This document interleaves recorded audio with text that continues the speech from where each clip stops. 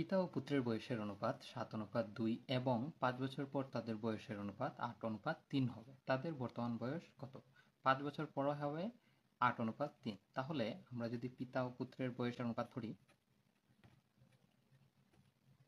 বর্তমান বয়স ধরি আমরা x দ্বারা যদি আমরা প্রকাশ করি তাহলে হবে 7x ও 2x।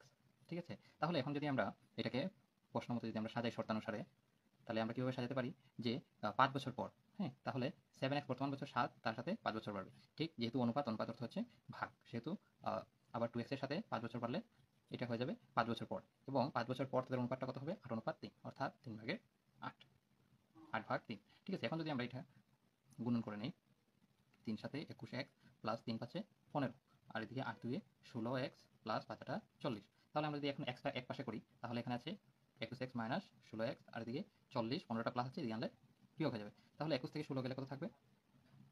5x equal 25। তাহলে x ইকুয়াল কত হবে? ইন্টু আছে, এদিকে আসলে ভাগ হয়ে যাবে। তাহলে অতএব x ইকুয়াল 5 25 মধ্যে যায় কয়বার? 5। তাহলে তাদের বর্তমান বয়সটা কত হবে? বর্তমান বয়সটা যেহেতু আমরা ধরেছি 7x, তাহলে পিতা হবে 7 এর সাথে x এর মানটা কত? 5। তাহলে 35, এবং পুত্র হবে কত? পুত্র আছে 2x। তাহলে 2 এর সাথে আমরা যদি 5 গুণন দিই, হবে কত? 10।